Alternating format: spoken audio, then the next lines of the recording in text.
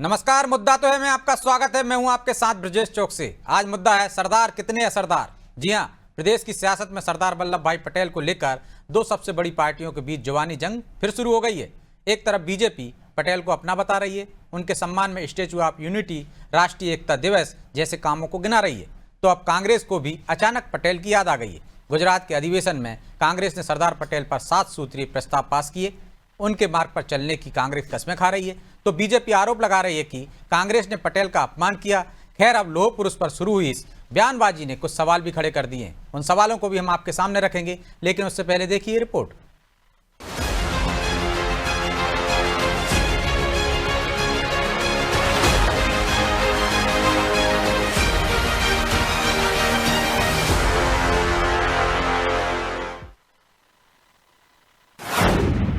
कांग्रेस का अब सरदार पटेल पर फोकस। ओबीसी वोट बैंक को लेकर सियासत चौकस।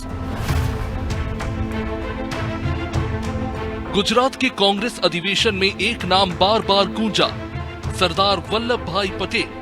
कांग्रेस ने नीतिगत प्रस्ताव में सरदार पटेल का हवाला देते हुए बीजेपी पर कई बार वार किए।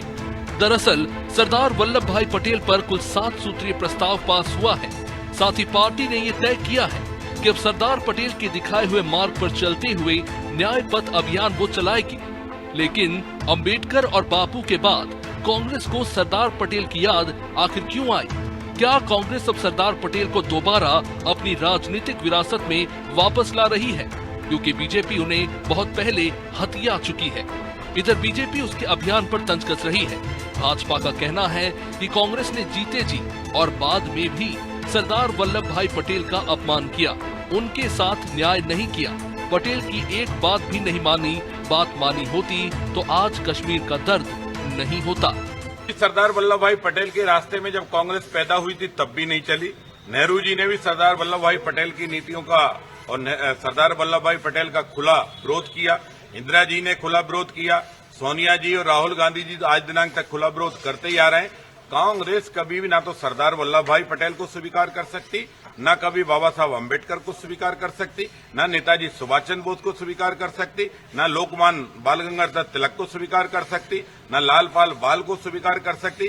कांग्रेस जो है उन देशभक्तों का हर हमेशा अपमान करती रही है जिनने जीवन पूरा देश के लिए दिया है। नेहरू और गांधी की तस्वीरों में खोई रहने वाली कांग्रेस अब पटेल के बताए मार्ग पर चलने की बात कर रही है।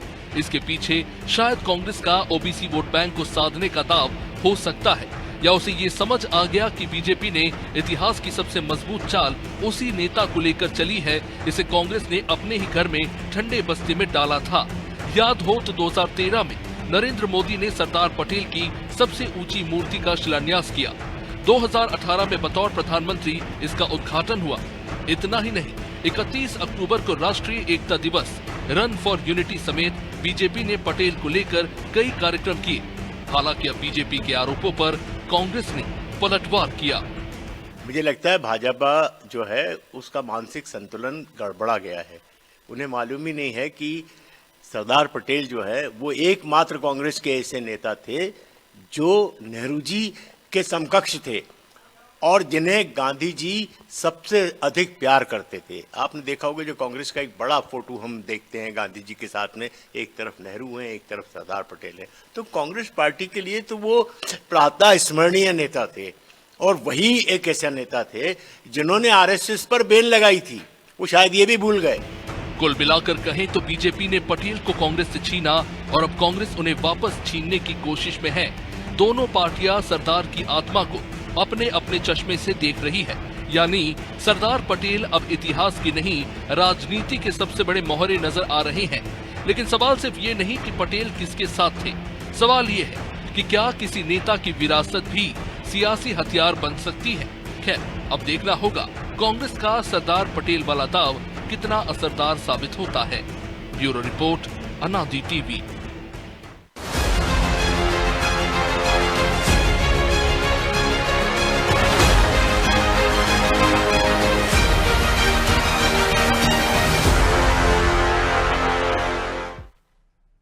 इस मुद्दे पर चर्चा शुरू करें उससे पहले वो सवाल जो जरूरी है। पहला सवाल, कांग्रेस को अचानक सरदार पटेल की याद क्यों आई? दूसरा सवाल, क्या सरदार पटेल को याद कर Congress OBC bank vote bank को पा पाएगी? तीसरा सवाल, आखिर सरदार पटेल को लेकर चला कांग्रेस का यह दांव कितना असरदार साबित होगा?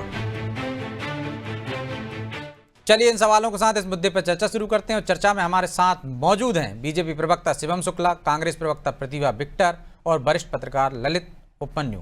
आप तीनों का बहुत बहुत स्वागत है। शिवम जी, शुरुआत आपसे ही करते हैं। वो कह रहे हैं बीजेपी वालों का मानसिक संतुलन बिगड़ गया है। सरदार पटेल तो उनके प्रातः स्मरणीय हैं। गांधी जी, नेहरू और सरदार पटेल को बराबर प्यार करते थे।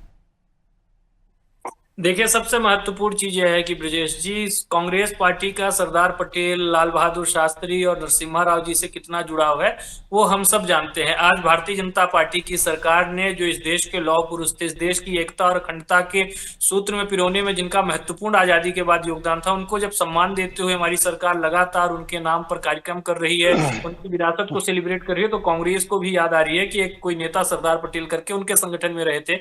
सबसे महत्वपूर्ण चीज यह है कि जब प्रधानमंत्री पद के लिए कांग्रेस की कार्य समिति के भीतर चुनाव होना था तो 15 देश की जो कांग्रेस कमेटी थी उसमें से 12 ने सरदार पटेल के पक्ष में वोट किया था। नेहरू जी को 0 वोट मिले थे। उसके बावजूद भी योग्यता और जन समर्थन को दरकिनार करके नेहरू जी प्रधानमंत्री बने और फिर जब से प्रधानमंत्री बने और वो जो कांग्रेस के चुनाव में नेहरू जी की हार हुई थी उसकी टीस उनके मन में इस स्तर तक घर कर गई। उनकी पीढ़ियों ने सरदार पटेल की विरासत को लगातार खंडित करने का प्रयास किया और लगातार सरदार पटेल समेत जो कांग्रेस के उस जमाने के नेतृत्व थे, जो एक राजनीतिक दल न होकर के, जो वामपंथियों का एक टूल न होकर के, जो देश विरोधी शक्तियों का एक अड्डा न होकर के, इस राष्ट्र के लिए अपने तमाम वैचारिक और अंतर्द्वंदों को दरकिनार करके कांग्रेस जो उस समय पे सबसे बड़ा संगठन था उसके साथ काम करते हुए स्वाधीनता की लड़ाई लड़ रहे थे, उन सभी को एक एक करके इतिहास में कहीं ना कहीं गुमनाम बना दिया। कांग्रेस के उन षड्यंत्रों पर से जब भारतीय जनता पार्टी की सरकार ने कहीं ना कहीं पर्दा हटाना शुरू किया, लेकिन वो तो उल्टा कह रहे हैं। वो कह रहे हैं सरदार पटेल आरएसएस के विचारों को नहीं मानते थे, उनके विचारों के विपरीत थे और आप जबरन में उनकी विरासत पे कब्जा करना चाहते हैं। वो तो कांग्रेस के नेता थे। कांग्रेस के 2 बड़े नेताओं में नेहरू और सरदार पटेल का ही नाम था, शीर्ष नेता थे। देखिए, स्वाभाविक तौर पर सरदार पटेल जी की जो लोकप्रियता थी वो पूरे देश में आम जनमानस के बीच व्यापक थी और कांग्रेस से जुड़े होने के नाते कांग्रेस में भी उनकी स्वीकार्यता थी। लेकिन कांग्रेस पार्टी ने सदैव ही सरदार वल्लभ भाई पटेल के साथ अन्याय करने का काम किया। उनके जीवन काल के दौरान तो हमने देखा कि उनको प्रधानमंत्री नहीं बनने दिया गया। कश्मीर के मुद्दे पर जो उनकी राय थी उसके विपरीत जाकर के नेहरू जी ने निर्णय लिए। जो वहां पर अनुच्छेद 370 लगाने का निर्णय था उसमें सरदार पटेल की सहमति नहीं थी।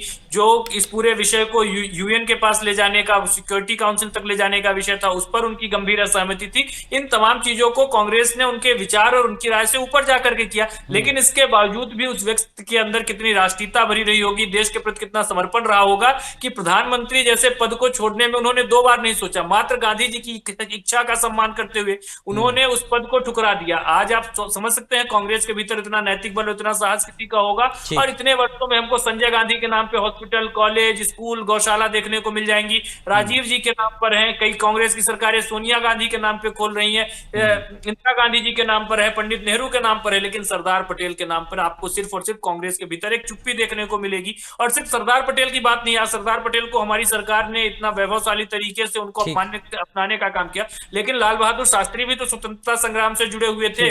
लाल बहादुर शास्त्री जी को कांग्रेस कितना सेलिब्रेट कर रही है। पीवी नरसिम्हा राव एक दूरदर्शी प्रधानमंत्री थे। 91 में उन्होंने इस देश को आर्थिक क्रांति माध्यम से कहीं जवाब ले लेता हूं मैं। प्रतिभा जी वो कह रहे हैं, जो रामेश्वर शर्मा भी कह रहे थे कि जो देशभक्त थे उनका सबका अपमान किया है, चाहे वो लाल बहादुर शास्त्री हो, चाहे सरदार पटेल हो, और सरदार पटेल के पक्ष में वोट ज्यादा पड़े थे, इसके बावजूद भी नेहरू जी को तो आप प्रातः स्मरणीय करते रहे उनको, बस वो सम्मान नहीं दिया जो मिलना चाहिए। और इतने सालों बाद क्यों सरदार पटेल की इतनी याद आ रही है? सबसे पहले ये बोलना चाहूंगी कि सरदार वल्लभ भाई पटेल जो थे जी, हेलो जी सुन रहे हैं, बोलिए। सरदार वल्लभ भाई पटेल जो थे वो कांग्रेस से जुड़े नहीं थे। सरदार वल्लभ भाई पटेल कांग्रेसी थे। सबसे पहले बात तो आपको ये जान लेनी चाहिए कि वो कांग्रेस से जुड़े नहीं थे। और वो लौह पुरुष क्यों कहलाते हैं, क्यों उनको क्यों गांधी जी और पूरे कांग्रेसियों ने गृह मंत्री जब प्रथम गृह मंत्री बने देश के, तो उन्हें क्यों बना गया? उनमें इतनी एबिलिटी थी कि जो भारत देश जब आजाद हुआ था तो टुकड़े टुकड़े रियासतों में बटा हुआ था। तो एकमात्र सरदार वल्लभ भाई पटेल थे। जो आज हम नक्शा देखते हैं भारत का, वो सरदार वल्लभ भाई पटेल की वजह से है, जिन्होंने नेहरू जी और गांधी जी के साथ में मिलकर एक एक रियासत को जोड़ा और एक भारत को तैयार करा। तो ये तो न केवल कांग्रेस, भारतीय जनता पार्टी और पूरा देश इस बात को मानता है कि वल्लभ भाई पटेल का कितना योगदान रहा, एकमात्र योगदान रहा। और कांग्रेस पार्टी के पास न केवल सरदार वल्लभ भाई पटेल, आप लिस्ट तैयार कर लीजिए, इतने सारे स्वतंत्रता संग्राम सेनानी रहे हैं, नेता रहे हैं। तो आप सरदार वल्लभ भाई पटेल को क्या, आप अंबेडकर जी, राजेंद्र प्रसाद जी, बहुत सारे हमारे रहे लिस्ट जिन्होंने अपनी आहुति दी है, भारत को आजाद कराने में लड़ाई लड़ी है। लेकिन बीजेपी भाई तो आरोप लगा रही है प्रतिभा जी कि सिर्फ वो लिस्ट में ही है, उनको वो सम्मान नहीं मिला है। यही तो आरोप आप पर लगा रहे हैं कि सरदार पटेल तो प्रधानमंत्री बनने के लिए चुने थे, ज्यादा बहुमत उनके पक्ष में था, लेकिन नेहरू जी को बना दिया। सरदार पटेल को वो सम्मान नहीं मिला जो मिलना चाहिए था।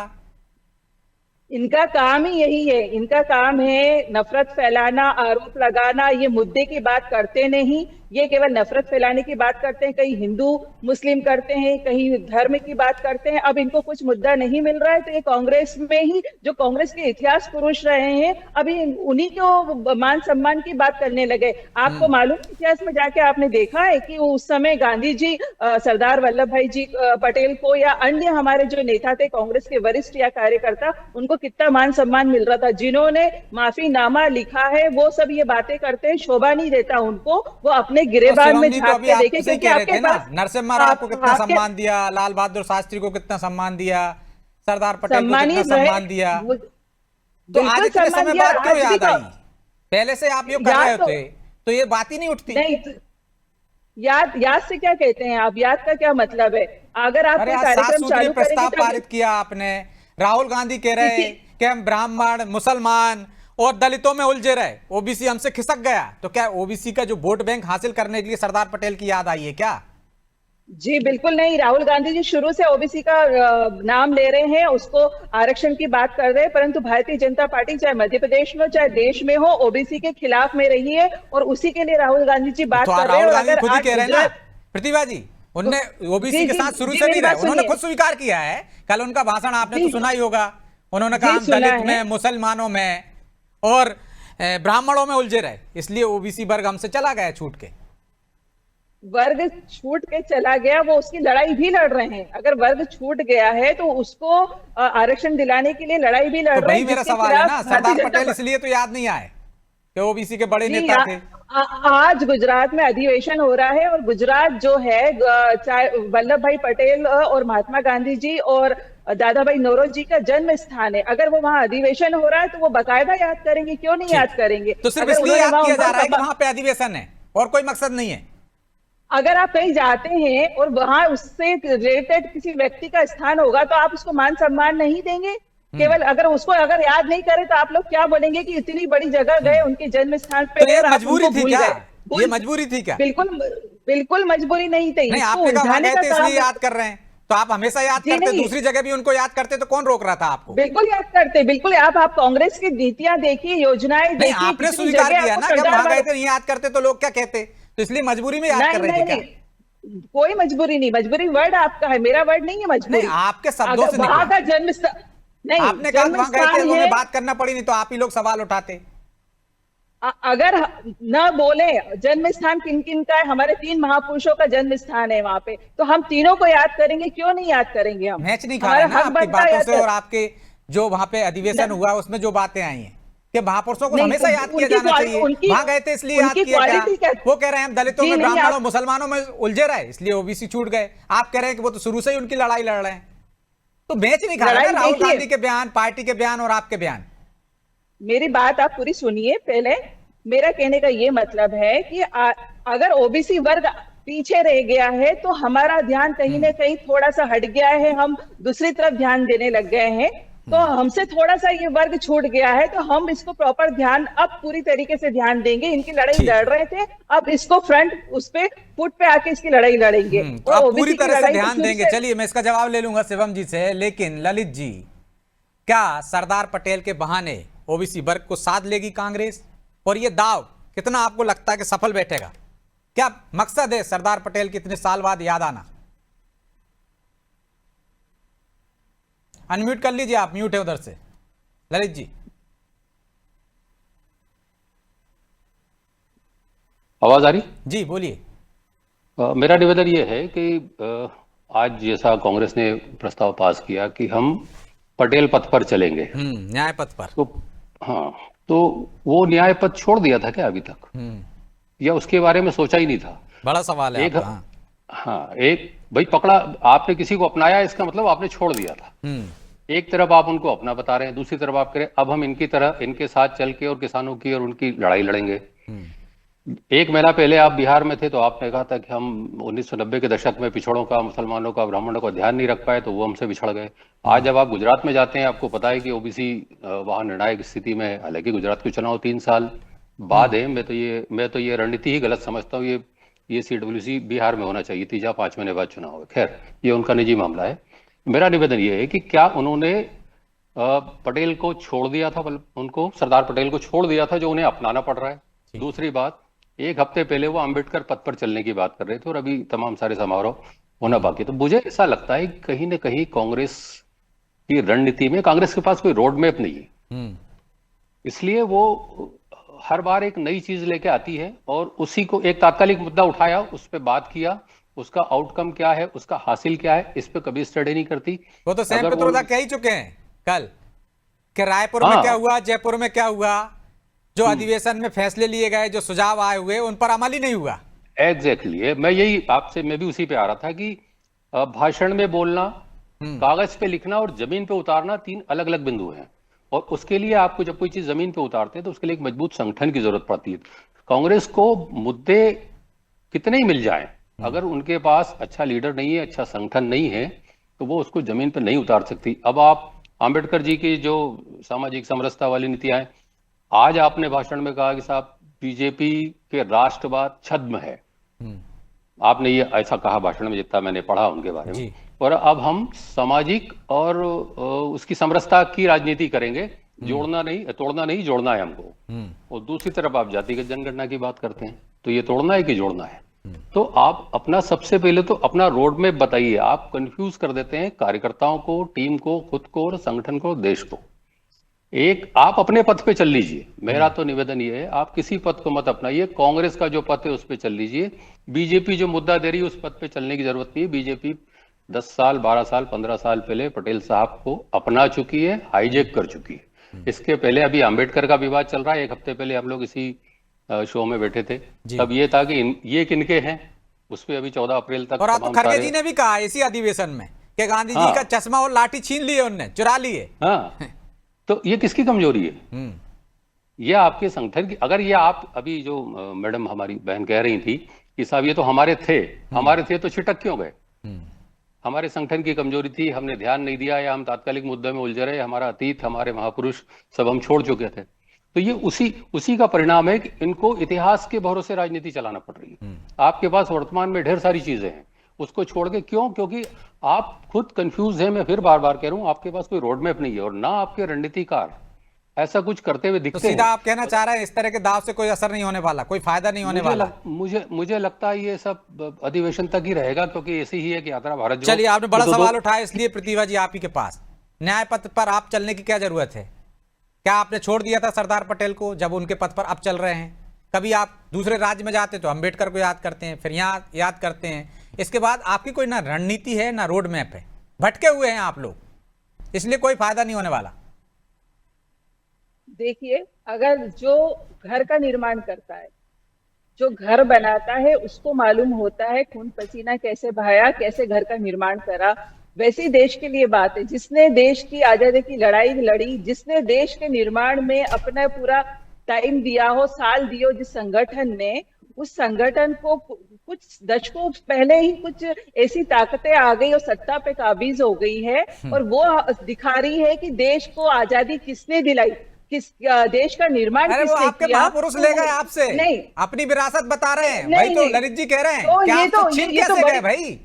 क्योंकि आपने संभाला नहीं, अपना घर आपसे संभला नहीं, अपने लोग आपसे संभले नहीं, चले गए। बात है, हास्यास्पद बात है कि कोई हम किसी बीजेपी के नेता को छीन सकते हैं क्या? ये बड़ी हंसी वाली बात है। इसलिए क्योंकि आप नेहरू गांधी में ही उलझे रहे ना, बाकी के लोगों को तवज्जो नहीं दी तो चले गए। ये तो बड़ी हंसी वाली बात है कि आपकी पार्टी के पास एक भी ऐसा नेता नहीं जिसको आप अपना कह सके, जिसने देश की वो तो आजादी देश की के लड़ाई नेता है लड़ी ना, और मैडम। देश का निर्माण करा। अरे कांग्रेस पार्टी के नेता है, आप कैसे बोल सकते हो? कांग्रेस संगठन के वो नेता रहे जिन्होंने आजादी की लड़ाई लड़ी है, जिन्होंने देश का निर्माण में अपनी पूरी जिंदगी भाई तब लगा दी। कांग्रेस जिन संगठन ही नेताओं था, ने वो अंग्रेजों से संगठन लड़ने के लिए एक ही था। संगठन बना था ना, सब उसी में थे, बाद में टूट तो- टूट के तो सब उधर आप- गए, इधर उधर गए। आप अपना इतिहास देख लीजिए ठीक है, कि शिवम जी, आ रहा आपके हूं। जो लोग हैं, आपके जो लोग थे वो माफीनामा लिख रहे थे, उन्होंने क्यों साथ दे दिया अंग्रेजों का? उन्होंने साथ क्यों दे दिया? वो क्यों नहीं अरे शामिल उन्हीं हुए? माफीनामा वालों के की तारीफ करती रही इंदिरा जी। चलिए जवाब शिवम जी देंगे। शिवम जी, नहीं, वो कह रहे हैं सरदार सब वल्लभ भाई देश की पटेल जी आजादी में ने उनके इवेंट नेताओं ने लगाया योगदान था। लिया था। आप कैसे दावा कर सकते हैं कि वो आपके हैं?